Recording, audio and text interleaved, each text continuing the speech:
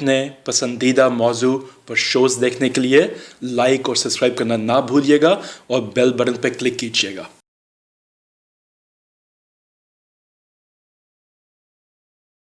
Programme حقائق اور آپ کا میزبان احسان برادری۔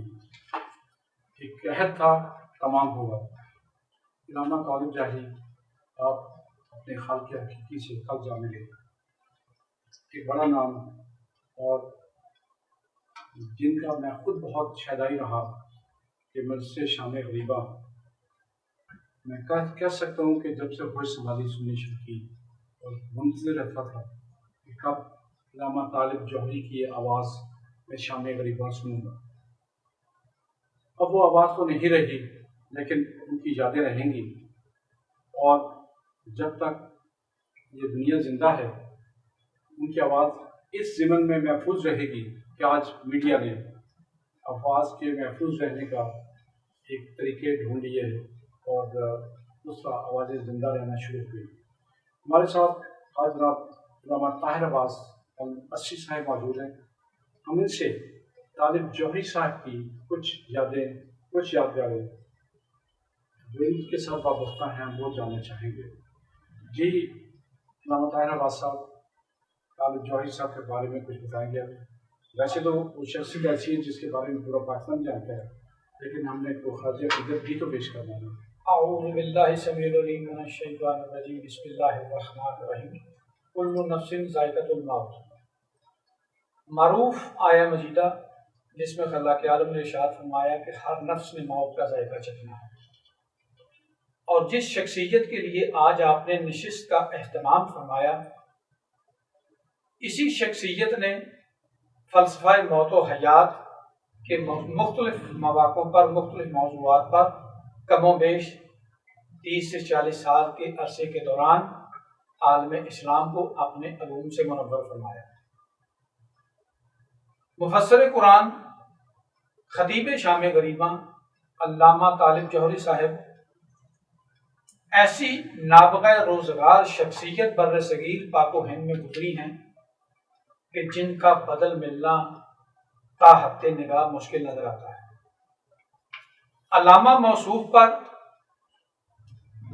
بندہ ناچیز نے ان کی حیات میں، ان کی زندگی کے آخری ایام میں ایک کالم لکھا، اور اس کالم میں نے علامہ صاحب کی 30 سے 40 سالہ خطابت کی زندگی کو قلم بند کرنے کی کوشش کی، اور اس میں نے یہ تجزیہ پیش کیا اپنے محترم ناظرین کی خدمت میں اور قارئین کی خدمت میں کہ علامہ موصوف نے اس طرح ممبر رسول پر اسلام، سیرت رسول اور قرآن مجید کی تفسیر بیان کی کہ بلا شبہ ان کے ہم عصر دوسرے مکاتب فکر کے علماء نے بھی دین کی خدمت کی، لیکن ناظرین محترم، جس طرح کے محترم بٹالوی صاحب نے گفتگو کے آغاز میں ان کا تعارف ہی انہی الفاظ میں کروایا کہ میں نے جب سے ہوش سنبھالا ہے تو میں نے شام غریبہ کا انتظار فقط اس وجہ سے کیا کہ اس سے خطاب کریں گے علامہ طالب جوہری۔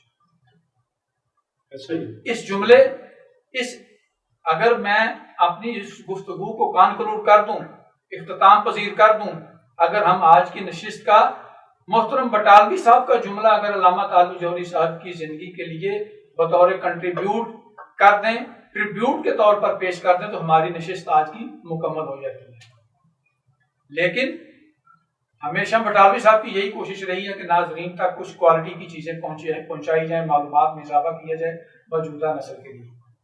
علامہ طالب جوہری صاحب کے کریڈٹ پر وہ ایٹریبیوٹس ہیں، وہ کوالٹیز ہیں، وہ خصوصیات ہیں جو بہت کم خطباء کے حصے میں آئی ہیں۔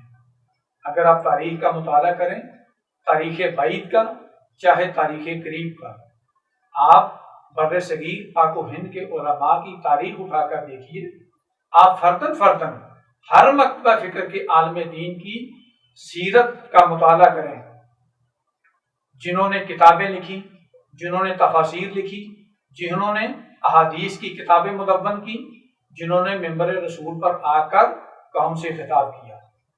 لیکن جوہری صاحب کے حصے میں وہ کریڈٹس ہیں کہ وہ شاید مجھے کسی اور خطیب کے حصے میں نظر نہیں آتے.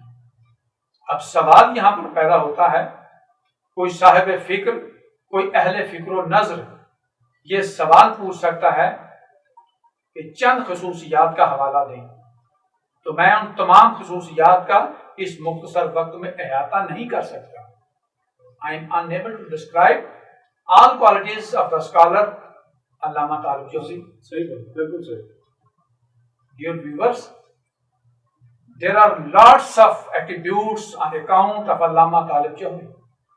ٹھیک. کبھی علامہ صاحب نے جو سب سے قابل قدر ان کی قدر ہے وہ یہ ہے کہ کبھی ممبر رسول کے تقدس کو پامال نہیں کیا 40 سالوں میں. بے شک بے شک، بالکل. اپنی وضاحت، اپنا لباس، اپنی گفتگو، اپنی باڈی لینگویج، اپنا انداز تکلم، اپنا انداز تحریر، اپنا نفس مضمون یہ ایسا رکھا کہ کبھی بھی ممبر رسول کا تقدس پامال نہیں ہونے دیا. کبھی ممبر پر آ کر کسی مکتبہ فکر کے عالم دین کی منفی انداز میں کبھی اشارتاً بھی گفتگو نہیں کی، کسی کی دل آزاری نہیں کی. ہمیشہ ممبر پر آ کر جو حقیقی اسلام کی ٹرو پکچر ہے بس وہی پیش کی. محمد و آل محمد کے وہی فضائل اور وہی مناقب بیان کیے جو تاریخ اسلام کی معتبر کتابوں میں موجود ہے.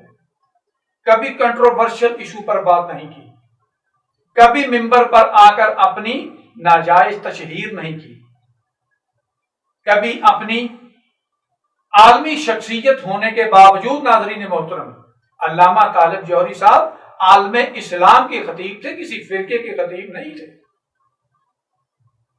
یہ یاد رکھیے، ان کے 40 سال کا ٹریک ریکارڈ آپ کے سامنے ہے. آپ تصدیق کر سکتے ہیں کہ جب پی ٹی وی ہوا کرتا تھا، فقط پورے پاکستان کا ایک ٹی وی چینل ہوا کرتا تھا اور انٹینے والے ٹی وی ہوا کرتے تھے، تو ہر جمعہ کو پی ٹی وی پر ہر مسلک کے عالم دین آ کر فہم القرآن سے خطاب کیا کرتے تھے. تو ان میں ایک جمعہ کو علامہ طالب جوہری صاحب کی بھی باری ہوا کرتی تھی. تو اس وقت سامعین کا مجمع وہاں پر مکس مجمع ہوا کرتا تھا. اس مجمع میں اہل حدیث افراد خواتین و حضرات ہوتے تھے، اہل سنت بریلوی خواتین و حضرات ہوتے تھے، اس میں دیوبندی خواتین و حضرات بھی بیٹھے ہوتے تھے، وہاں پر اہل تشیع خواتین و حضرات بھی بیٹھے ہوتے تھے. لیکن علامہ طالب جوہری صاحب لائیو قرآن کھولے بغیر قرآن مجید کی تفسیر بیان کیا کرتے تھے اور مجمع اشش کا اٹھتا تھا. یہ میں آپ کو 80 کی دہائی کی بات بتا رہا ہوں. 80 کے دہائی کا اختتام تھا اور 90 کی دہائی کا آغاز تھا. اور علامہ طالب جوہری صاحب نے، اللہ تعالیٰ نے انہیں وہ ملکہ عطا کیا تھا. جائیں عالم اسلام کے خطباء کے جا کر تقریریں سن کر دیکھ لیجیے، آج پوری دنیا گلوبل ولیج کی صورت میں آپ کی جیب میں ہے. عالم اسلام کا واحد ستارہ طالب جوہری ہے کہ جس نے قرآن کی تفسیر قرآن کھولے بغیر بیان کی ہے.